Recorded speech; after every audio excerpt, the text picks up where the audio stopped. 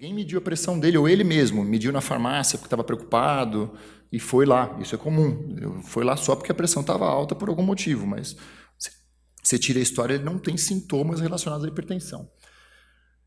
Vamos só falar antes disso quais são os malefícios da intervenção terapêutica. Se eu faço, então, uma intervenção num paciente desnecessariamente, qualquer intervenção terapêutica tem risco. Se eu der uma dipirona para alguém que nunca tomou dipirona, a pessoa pode ter uma reação alérgica, vocês concordam? Claro que isso é raro acontecer, mas qualquer intervenção pode ter risco, né? Então, eu preciso ter uma margem terapêutica de benefício razoável, né? Tem remédios que são tranquilos, eu dou com mais tranquilidade, tem outros remédios que eu dou com menos tranquilidade, né? Então, quimioterapia eu só vou dar se eu tiver uma segurança muito grande que o benefício vai ser maior que o risco, vocês concordam? Eu não dou quimioterapia empiricamente. Você acha que é câncer isso aqui, eu vou dar uma quimio para esse paciente. Por outro lado, às vezes eu dou um antialérgico, né? Meio que empiricamente, né? Se o cara está com um prurido ali, né, uma urticária, eu não preciso fazer uma biópsia da urticária para mostrar que aquilo é uma reação alérgica para só depois dar um antialérgico. Vocês concordam? Então, o meu limiar terapêutico para alguns remédios é mais baixo do que para outros. Por quê? Porque eu sei que alguns remédios têm menos efeitos colaterais, enfim, né, tem uma, né? Mas, de qualquer forma, então, para isso eu preciso ter, porque alguns remédios podem causar hipotensão sintomática. Tem vários relatos, inclusive, daquela prática antiga que hoje em dia ainda é feita, mas que era mais feita antigamente, de fazer nifedipina sublingual. Tem muitos relatos, publicados em boas revistas, inclusive, de hipotensão sintomática, isquemia cerebral, AVC, inclusive, induzido por nifedipina sublingual. Então, tem risco fazer isso também. Não é que é uma coisa isenta de riscos, né? Então, como eu falei lá, risco de isquemia miocárdica, risco de isquemia do sistema nervoso central. Custo de internação e outras intervenções. Às vezes acontece, pode parecer engraçado, mas sim, às vezes o paciente vai lá, esse paciente que passou no exame periódico e alguém mandou para o pronto-socorro porque estava com a pressão de 20/12, dependendo do lugar que ele chegar, põe o cara, monitoriza, liga nitro prussiato, colhe um monte de exame, faz raio-x, faz eletro, o paciente fica internado, sobrecarrega a equipe de plantão, né? E aí você vai ver, não era isso que precisava ter sido feito, tá? Isso acontece todos os dias. E isso estimula e reforça essa necessidade de urgência, reforça, né, essa cultura que eu falei para vocês da hipertensão. Aí todo mundo sai, o cara sai de uma internação desse tipo e fala, putz, né, pressão alta é um negócio que eu preciso ficar medindo todo dia. Aí o cara vai comprar um aparelhinho de pressão, vai ficar medindo todo dia, que é uma outra coisa que acontece também. Então, a pessoa acorda um dia meio indisposta, assim, fala, minha pressão deve estar alta. Aí vai lá e medir. O cara acorda outro dia, dá um arroto, você fala, putz, isso aqui deve ser pressão alta. Aí vai medir. Vocês já viram gente assim ou não? Pessoal que tem qualquer tipo de mal-estar do dia a dia, o cara acha que a pressão vai lá e mede. Então, é um problema isso também, né? Mas vamos lá. Qual é o benefício da intervenção terapêutica em casos em que não tem benefício? Nenhum, obviamente, né? Só diminui a ansiedade do médico e, às vezes, do paciente. Às vezes, o paciente também... Isso já aconteceu muito comigo, né? Você tentar falar, olha, o senhor não precisa de remédio de pressão, isso que está acontecendo é uma preocupação, o senhor não vai dar remédio, a minha pressão está 18, doutor, como é que o senhor não vai dar? Calma, não é que eu não vou dar remédio. Às vezes eu até dou, porque o paciente fica muito ansioso se você não der um remédio para pressão. Mas o que vocês precisam entender é que você até pode dar um captopril para o paciente, não é isso, né? Mas vocês precisam entender que mais importante do que dar um captopril para esse paciente naquele momento é entender que o mais importante é um acompanhamento precoce, é o diagnóstico correto disso que aconteceu no PS, se isso é uma hipertensão ou não, mostrar para o paciente que o problema da hipertensão não é um problema agudo e sim um problema crônico, que é muito difícil, né? No PS, aquela correria, um monte de ficha para atender, você está lá, né? Mas às vezes vale a pena você tirar 5 minutos para conversar com o paciente e tentar melhorar essas questões. Mas vamos lá. Então, como é que a gente aborda, né? Se o paciente tiver já, então, história de alguma doença prévia, né? Então, ele chegou lá não por uma queixa, não por uma descompensação da IC, não por dor no peito, chegou por outra coisa. Chegou por dor de garganta ou por, enfim, qualquer outra queixa, né? Dor, uma dispepsia, uma jeca, e a pressão estava alta, e aí você vai tirar a história e ele tem, né? Ele tem história pregressa de doença cardiovascular. Ele sabidamente já tem uma insuficiência renal crônica não dialítica, ele sabe, faz tratamento, ele é um hipertenso já, toma 2 ou 3 antihipertensivos, é diabético, toma um remédio para diabetes. Foi lá para uma queixa não relacionada à pressão, né, como eu disse, então uma infecção de vias aéreas, ou uma infecção gastrointestinal, alguma outra queixa não relacionada, não está tendo nenhuma nítida emergência hipertensiva, né, porque ele foi com uma queixa que nitidamente não é relacionada a isso, mas ele tem alguma doença cardiovascular prévia. Eu pus aí 4 tipos que são os principais. Ele é um paciente que já é cardiopata, ou ele já teve doença coronariana antes, ou ele já teve um AVC, ou doença renal crônica, com diabetes junto. Então, e ele chega com uma jeca, mas ele está muito hipertenso. Então, esse grupo talvez é um grupo que a gente tem que tomar um pouco mais de cuidado. Talvez o paciente esteja extremamente hipertenso agora porque está com dor abdominal, está com jeca, mas ele já tem uma doença prévia. Então, esse grupo talvez valha a pena a gente ver se está tendo lesão aguda, né? Pedir uma função renal para ver se piorou, se ele souber, examinar o paciente com mais critério.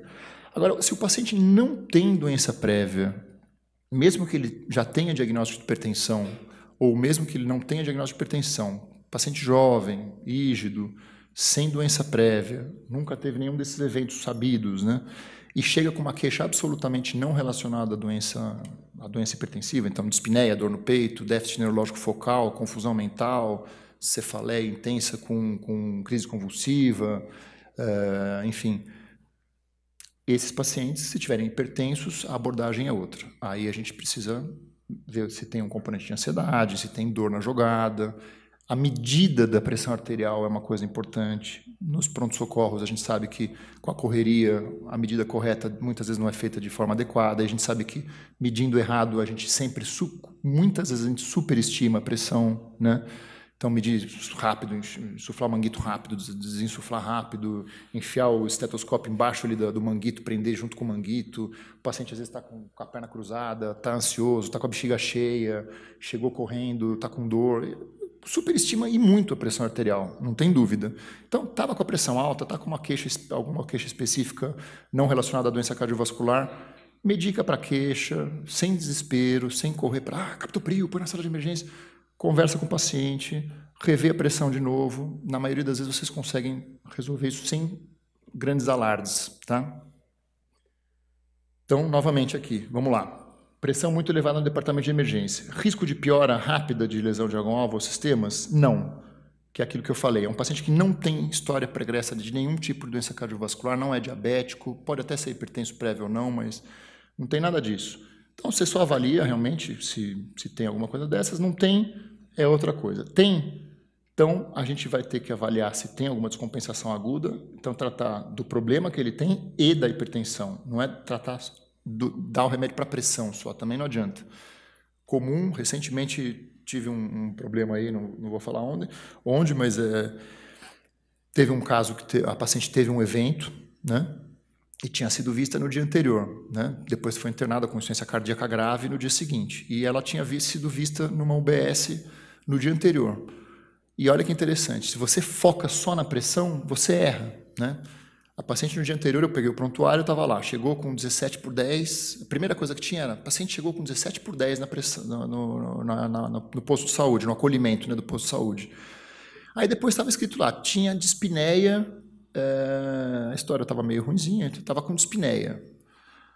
Aí medicaram com captopril, aí depois a reavaliação era assim, pressão 13/8, conduta alta. Mas ninguém falou se ela tinha melhorado a dispneia, se a dispneia era o quê. Deram alta, por que deram? Deram alta porque a pressão tinha controlado. Então vejam o equívoco, né? A pessoa tinha dispneia e no dia seguinte a pessoa chegou lá no PS próximo com uma franca insuficiência cardíaca descompensada, né?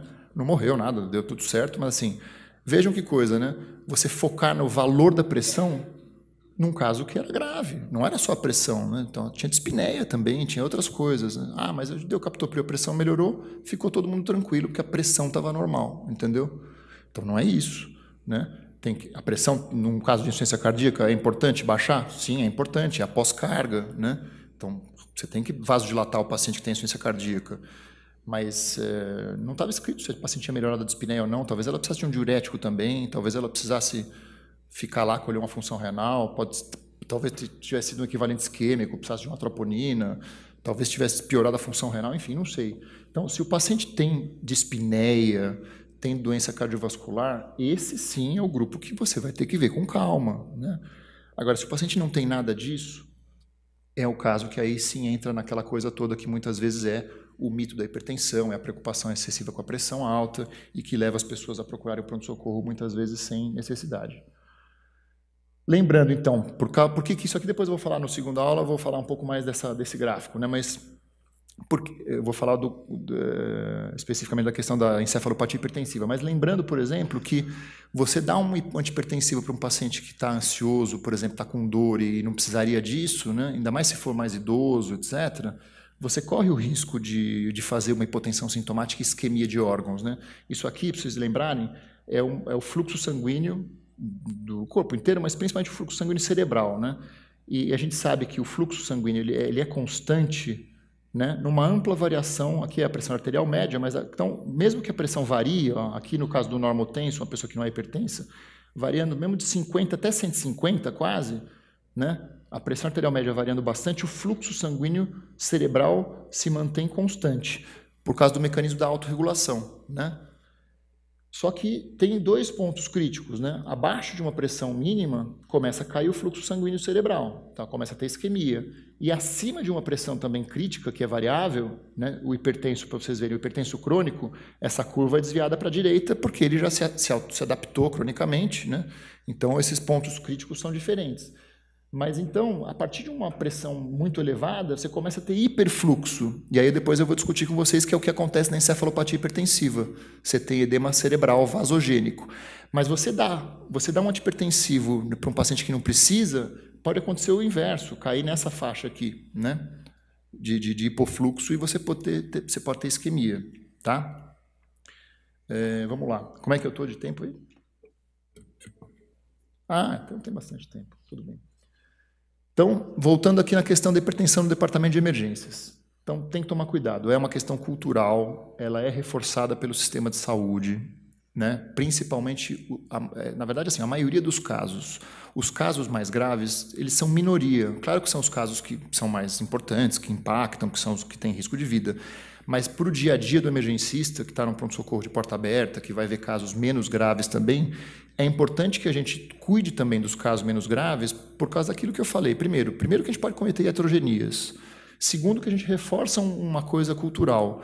Terceiro, que a gente acaba, com isso, sobrecarregando a equipe, que já é extremamente sobrecarregada, e aí a gente acaba deixando de ver os casos muito urgentes realmente. Então, não é que eu estou falando, vamos chutar esses pacientes, né, não vamos fazer nada. Não é isso. Claro que não, gente. Mas a gente precisa abordar de uma maneira que a gente consiga mostrar para o paciente que aquilo, ele não vai morrer daquilo naquele dia, tentar não reforçar essa cultura de que, olha, sua pressão está alta, corra para o pronto-socorro imediatamente. Depende, né? Se o senhor tem uma doença cardiovascular grave, está com sintomas, aí sim. Mas se o senhor não tem nenhuma doença, não é nem hipertenso, né? Não é nem para ficar medindo a pressão toda hora, né? Se o senhor é hipertenso, o senhor tem que ter o seu médico na atenção primária, o senhor precisa fazer o acompanhamento direitinho. Se o senhor tiver com a pressão bem controlada cronicamente, né, provavelmente se tiver um ou outro pico hipertensivo isolado em situações de contexto, isso não tem grandes problemas, né? O que importa é o nosso controle a longo prazo, em média. Mesmo os normotensos, né, se a gente fizer mapa em todo mundo aqui, quem já fez um mapa e é normotenso? Vocês vão ver que durante o mapa, né, uma monitoração da pressão arterial, tem para um normotenso, né, tem alguns períodos lá que a pressão chega a subir, né, 16, 17, depende da circunstância. Se você estiver no trânsito, o cara te fechou, você xingou, ou então você foi assaltado, se medir a pressão nessa hora, provavelmente sua pressão vai estar um pouco mais alta. Isso não quer dizer que você tenha doença, hipertensão arterial. Isso é uma variável fisiológica, como é a frequência cardíaca, né? Se eu fizer um Holter também, né, e tiver períodos em que eu estou correndo para pegar um ônibus, ou corro para atravessar a rua, um carro vem atrás de mim e quase me atropela, minha frequência chegar a 120, quer dizer que eu tenho arritmia? Não, né? Eu tive 120 de frequência, ritmo sinusal, porque a demanda metabólica assim o determinou. Então tem que tomar cuidado, tem que lembrar que a pressão arterial também é uma variável fisiológica, ela varia ao longo do dia, tem descenso noturno, ela cai à noite, ela sobe em algumas situações, tem uma variação circadiana, e tem gente, inclusive, que é mais sensível a isso, tem uma labilidade pressórica maior, que são aqueles pacientes que podem ter aquele componente de jaleco branco. Vocês sabem que existe até a hipertensão do jaleco branco, né? Então, hipertensão não é uma coisa assim tão assim, minha pressão é 12/8. Pois é, 12/8 em média, né? Tem gente que fala, é engraçado isso, não sei se vocês já viram, mas você fala, sua pressão está 10/6. Então minha pressão está baixa hoje, porque minha pressão é 12/8. Não está baixa. É que a pressão varia mesmo. Pode estar 10/6 um dia, não tem problema nenhum, né? Não é hipotensão isso. Hipotensão é se você estiver tendo hipoperfusão, né? Lesão tecidual, aí é hipotensão. Mas 10/6 não é hipotensão. Então, existe esse mito, né, de que a pressão é uma coisa única, que o normal é 12/8. Se estiver fora disso, né? Ou o contrário, 10/6, então minha pressão está baixa. 13/9, meu Deus, minha pressão está muito alta. Então, isso tem esse tipo de mito, de crença, a gente precisa tentar mudar, né? O que então leva a procurar alta demanda? Controle inadequado da pressão. Isso a gente sabe que sim. Pacientes hipertensos também, que estão mal controlados, procuram mais o pronto-socorro. Falta de acesso à atenção primária de qualidade e falta de longitudinalidade, né, de acompanhamento a longo prazo. A gente sabe disso também. Se o paciente é hipertenso, não está controlando direito e não tem um médico de referência, né, a chance dele procurar o pronto-socorro é muito maior. A ansiedade e depressão, a gente sabe que é muito mais também. As pessoas mais ansiosas procuram mais o PS e tem uma ligação com a pressão muito maior também. Já dei alguns exemplos. Outros transtornos ansiosos. Por outro lado, o etilismo e o uso de drogas ilícitas também tem a ver com hipertensão no pronto-socorro, né? E menos frequente, embora isso às vezes a gente dê mais ênfase, né? Meu Deus, hipertensão secundária. Hipertensão secundária existe, mas é uma coisa muito mais rara. Mas também, né, quem tem hipertensão secundária, obviamente que em geral tem níveis mais elevados de pressão, então acabam também procurando, mas é muito mais raro do que essas outras questões. Tem um outro fenômeno, vamos falar agora um pouco de exames complementares, já que a gente tem uns 10 minutos ainda, né? Então, a gente tem que pedir exame para todo paciente hipertenso que chega no pronto-socorro? Eu já dei algumas dicas aí, né, de quando é que a gente pede, mas existe olha, o cara chegou com 19/10, tem uma rotina, eu tenho que pedir eletro, creatinina, sódio, potássio, raio-x de tórax, urina 1, eu tenho que fazer isso? Não. Esse estudo aqui de 2010, já é meio antigo, ele mostrou, eles fizeram uma avaliação grande num grupo em vários pronto-socorros, eu não me lembro onde foi, acho que foi em Boston, e eles viram que 98% dos exames que eram solicitados para pacientes hipertensos no pronto-socorro não tinham nenhum impacto na abordagem desses pacientes, tá? Pouco contribuíam para a abordagem. Por quê? Porque eles eram pedidos de forma rotineira. Então, nunca vou pedir exame para um hipertenso? Claro que não. Então, se tiver uma indicação clínica, então vamos lá. Então, a gente não solicita exames para hipertensão, como eu estou dizendo aqui, né? A gente solicita conforme a hipótese clínica. Então, o paciente chegou com dor torácica, a dor torácica é sugestiva de doença coronariana aguda e o cara está hipertenso, então o que eu vou pedir? Vou pedir eletro, vou pedir marcadores, vou deixar... Eu estou tratando um paciente com uma dor torácica, suspeita de uma síndrome coronariana aguda, e o paciente está hipertenso. Eu não vou pedir porque ele está hipertenso. O paciente chegou com dispneia e sugestiva de insuficiência cardíaca e está muito hipertenso, poxa, vamos, eletro, raio-x de tórax, talvez uma função renal, porque talvez tenha piorado a função renal. Perfeito. O paciente veio desse exemplo aí, veio do exame periódico do médico do trabalho, absolutamente assintomático. 33 anos, forte, trabalhador, faz atividade física, não sabia desse passado de hipertensão. E foi no exame admissional, estava preocupado porque estava desempregado há 6 meses, chegou lá, a pressão estava 19/10. Mandaram ele para pronto-socorro. Você conversa com a pessoa, nunca teve dor no peito, está ótimo, assintomático, faz atividade física, nunca teve falta de ar, nunca teve absolutamente nada, está absolutamente assintomático. Você acalma ele, conversa com ele, fala, não, tranquilo, calma, deixa o paciente lá 10, 15 minutos tranquilo, mede de novo a pressão de forma correta, provavelmente essa pressão vai estar mais baixa. Vamos supor que não deu mais baixa, vai. Você mediu de novo, deu 18/10. Precisa colher algum exame no pronto-socorro? Está absolutamente assintomático. 38 anos, vai. Não precisa, gente. Mas o que vocês precisam fazer com este paciente especificamente? Precisamos marcar um retorno ambulatorial precoce para ele, bem precoce. Então, aí vai depender do contexto que você está. Você está num lugar que... impossível, né? Você vai mandar o paciente marcar no posto de saúde, você está num PS, num lugar que não... público que não tem, o paciente não tem nada e a rede ali do lado, você sabe que vai demorar 3 meses no mínimo para ele marcar uma consulta. Aí você pode, aí é difícil, né? Mas qual é o ideal, né? Se você estiver num lugar ideal, é você encaminhar esse paciente para ele ser visto precocemente. Claro, né? Um cara com 19/10, você não vai falar assim, daqui uns 3 meses você passa no médico e vê se está tudo bem. Não. Vale a pena vê-lo, né? No máximo, né? Em uma semana, né? Agora, não tem isso. Você trabalha nesse pronto-socorro, pede para ele voltar num dia que seja mais tranquilo, de manhã cedo, antes de começar a encher, com você mesmo. Fala, volta aqui, depois eu quero ver você, sua pressão.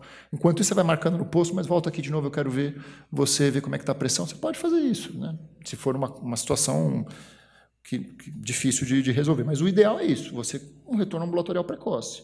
Está em dúvida, está inseguro? Tudo bem, pede um eletro para ver se o cara tem sobrecarga, para você ficar mais tranquilo, ver se não tem lesão de órgão-alvo, no máximo uma creatinina.